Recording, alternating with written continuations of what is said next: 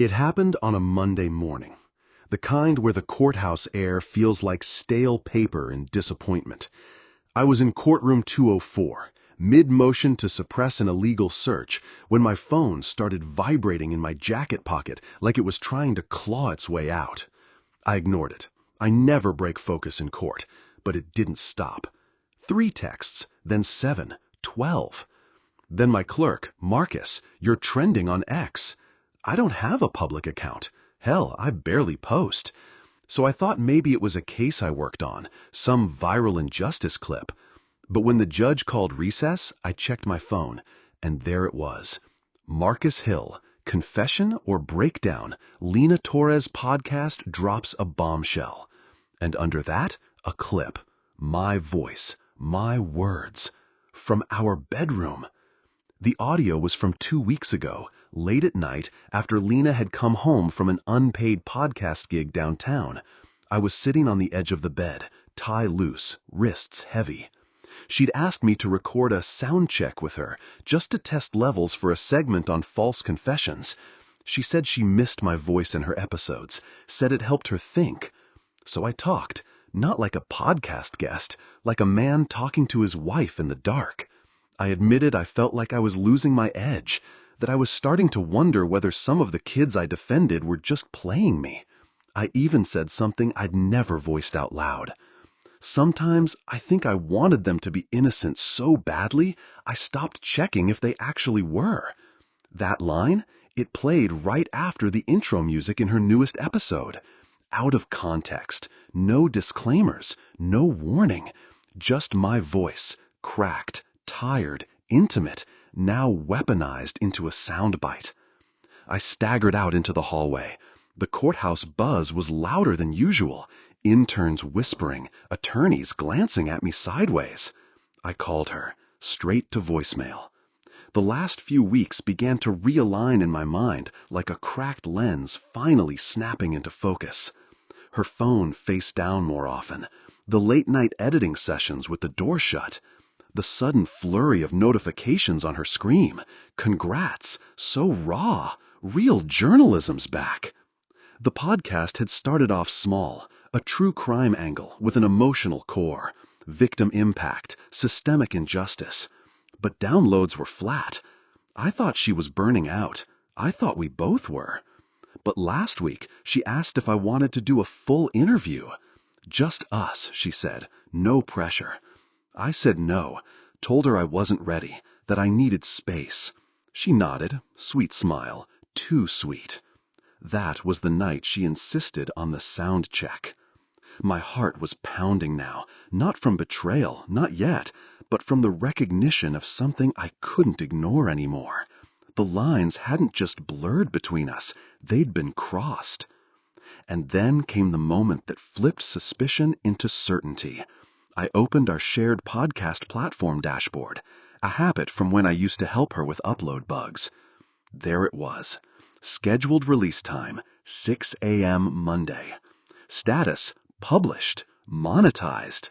User, Lena Torres. Edits, finalized Sunday, 11:47 p.m. She didn't just leak it. She uploaded it. She added ads. She watched it go live. So I did the one thing I'd never done in our marriage. I opened a burner email I kept from law school and messaged a name I hadn't typed in years. Khalil Brown, former sound engineer and Lena's ex. How do you react when initial doubts turn into undeniable, unsettling proof? I met Khalil in a parking garage beneath an old tech hub that used to house an audio startup. He looked older, leaner than I remembered. Same sardonic smirk, though. He tossed me a lukewarm bottle of water without a word and leaned against a concrete pillar. "Been a minute, Marcus," he said. "Didn't think I'd hear from you again unless Lena dropped a mixtape." I didn't laugh. He opened his laptop. "You said it was urgent." I slid my phone across to him, screen paused on Lena's podcast episode. "She used a late-night talk we had, told me it was a sound check, but I think she edited it. I need to know how deep it goes." He didn't blink. "You want me to dissect her episode?" "I want the truth, Not a story she dressed up as truth. Khalil nodded and plugged in a drive. A few minutes of silence passed, broken only by the fan on his laptop. He scrolled through audio tracks like a surgeon with a scalpel, his eyes scanning waveforms. After a while, he pointed to several abrupt gaps. See this? Unnatural cuts. No fade-ins, no breaths, even pauses trimmed razor-thin. Someone scrubbed the life out of this. She cleaned it to make it sound smoother? No, he said. She made it sound like you didn't hesitate, like you were confessing. I swallowed. That same word again. Confessing. Not grieving, not venting. Confessing. Outside, a garbage truck screeched as it reversed. Something inside me buckled. She didn't just record you, Khalil added. She directed the scene. That night, I did what I'd avoided for days. I listened to the whole episode with earbuds in, sitting at the kitchen counter where Lena used to sprawl out with Thai takeout. It was worse than I remembered. Ambient courthouse noises layered in, a ticking clock, a low, brooding cello score beneath my voice. And near the end, her own voice crept in, not from that night, but recorded separately. Sometimes the people closest to the system know how to manipulate it best. It wasn't commentary. It was a weapon, and she'd wielded it with full intent. At work, fallout followed. A client's brother approached me after arraignment. You still fightin' for us, or just pretendin' for the mic? I didn't answer. Khalil texted the next day. I got the backup files, from her cloud. He sent me 43 minutes of raw audio, my full, uncut voice. In that version, I didn't sound rehearsed. I sounded human. Tired, honest. I keep going because someone has to believe, and if it costs me, so be it. She cut that line completely. He also forwarded a screen of her edit timestamps, finalized late Sunday night, 2 days after a fight we had, the one where she accused me of never seeing her anymore. She uploaded it after that, Khalil said, and monetized it when it spiked. It wasn't a mistake. It was a decision. Later that day, I received a call from Jenna Rivas, opposing counsel in a suppression hearing I'd filed weeks ago. I'm calling as a courtesy, she said. We're submitting Lena's podcast as character evidence. Motion hearings tomorrow. You're kidding? It's public, and it's not about you being guilty. It's about planting doubt. My throat tightened. This wasn't just personal betrayal anymore. It was professional sabotage. Lena hadn't just hurt me. She'd turned me into a liability. What would you do when faced with irrefutable proof of betrayal that demands an immediate response? I confronted her in the one place she didn't expect. Not our apartment, not the studio she rented from a former journalism buddy, but during a panel she was moderating for the Women in True Crime podcast festival at the Hyde Park Library. I bought a ticket under a different name, wore a neutral suit, sat near the back, flanked by local bloggers and fans who clutched phones like weapons. Lena was center stage in a blazer I'd seen her buy on clearance last year, one she said made her feel like a network anchor. Her voice carried with the sharp, performative clarity of someone who knew she was being recorded. And I think what makes storytelling powerful, she said, is when you strip away the lies people tell themselves, even if it's uncomfortable, especially if it is. I raised my hand. The moderator nodded, not recognizing me. Last question. I stood, calm, centered. She looked up. Her face didn't fall, not exactly, but the corners of her mouth trembled, just for a breath. I held up my phone. Would you consider editing someone's raw vulnerability without permission uncomfortable truth, or is that just good content? There was a ripple across the audience. Lena froze. Her mic picked up a sharp inhale. I think context matters. Some stories need to be heard even when it's hard. I nodded. Then maybe you'll let us hear it, the original story. I tapped my screen. A Bluetooth speaker in my bag kicked on. The raw audio Khalil had pulled echoed through the space. My real words, without the cuts, without the cello. I let it run for 25 seconds, enough to hear my breath, My pause. The line she'd erased. I keep going because someone has to believe. Then silence. Lena stood. The audience was dead still. Fingers paused mid-tweet, necks craned. Her voice was brittle. That was private. But you made it public, and you made it something else entirely. I didn't yell, I didn't accuse. I let the weight sit there. This was never a leak, I said. You scheduled it. You monetized it. You edited it to sound like guilt, not grief.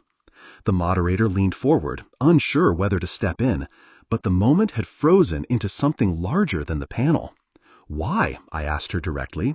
Did you want revenge, ratings, or did you just need me to be the villain so your story finally had an arc?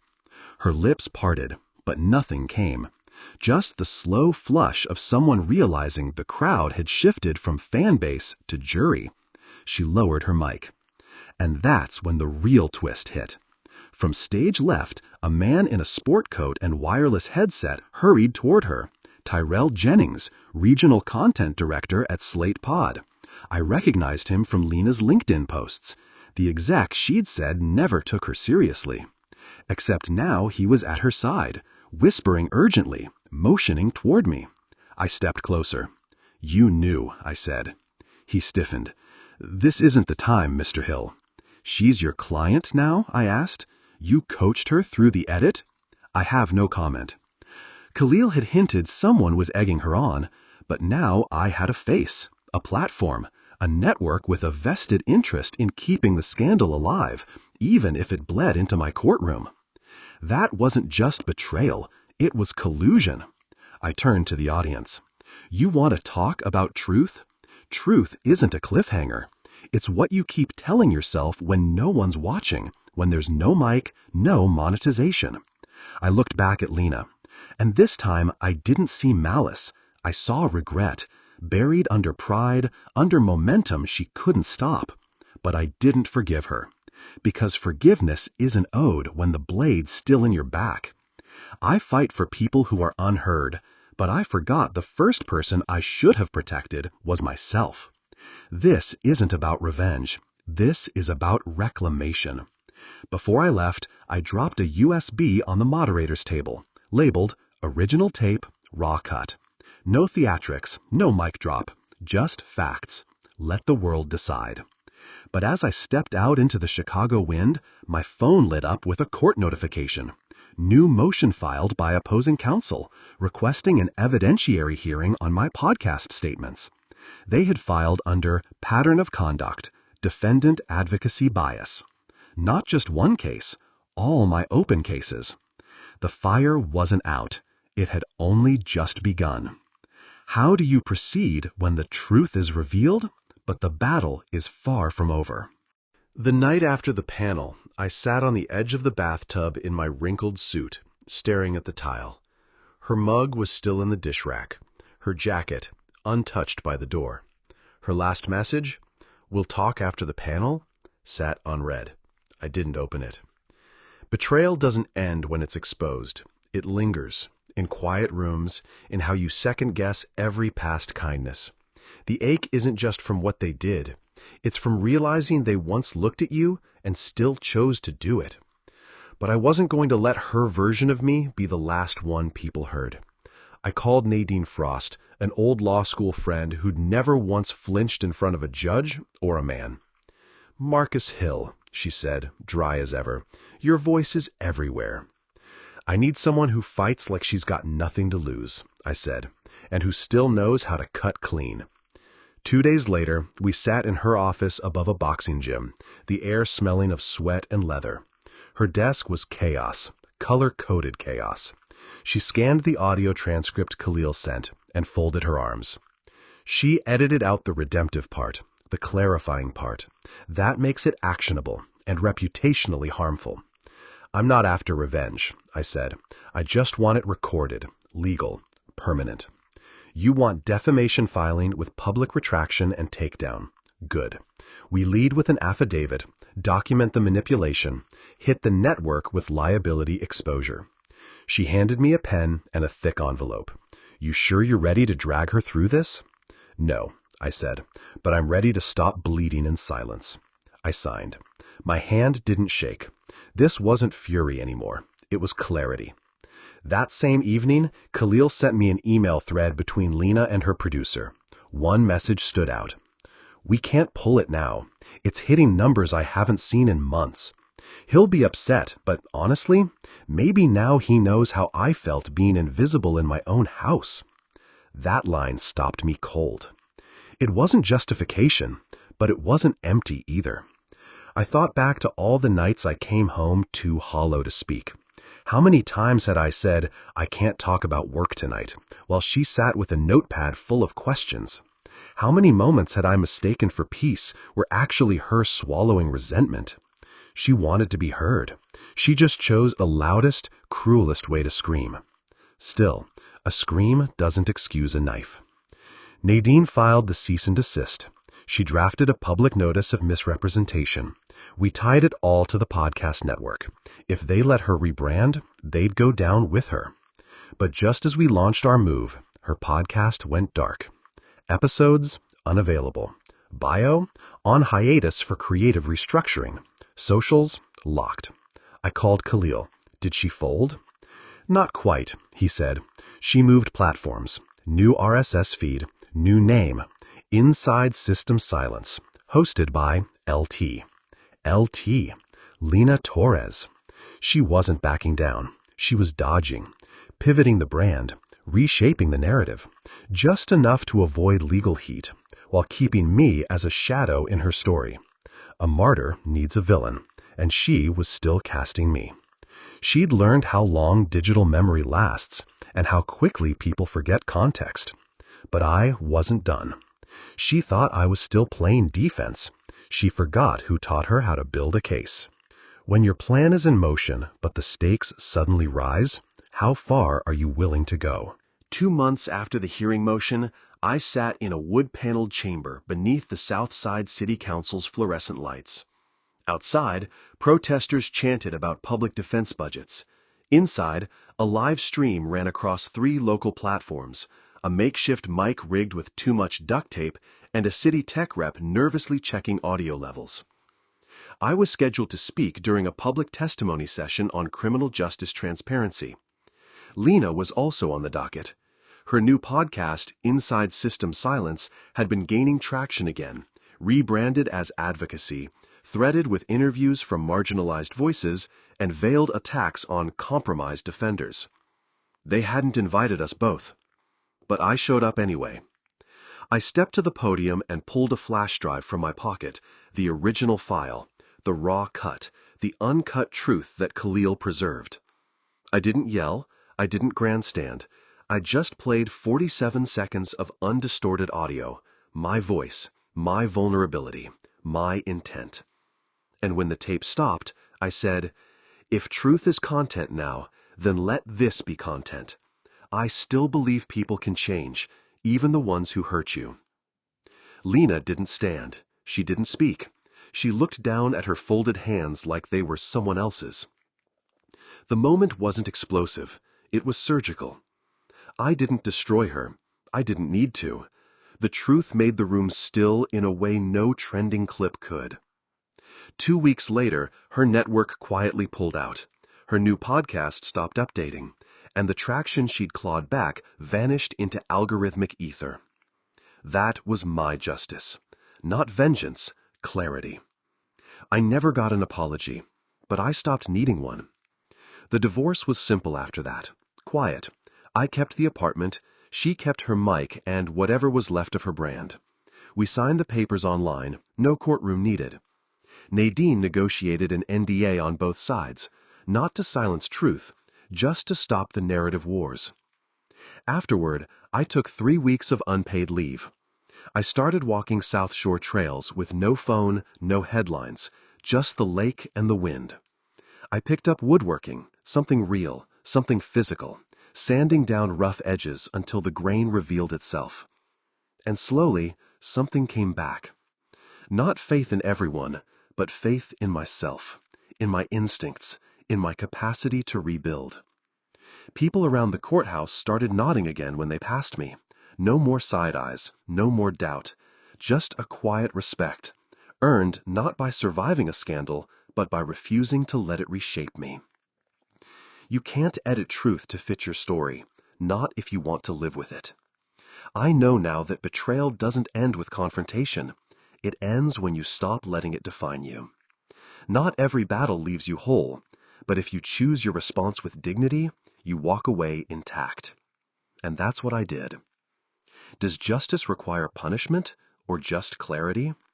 Share your own story or thoughts in the comments below.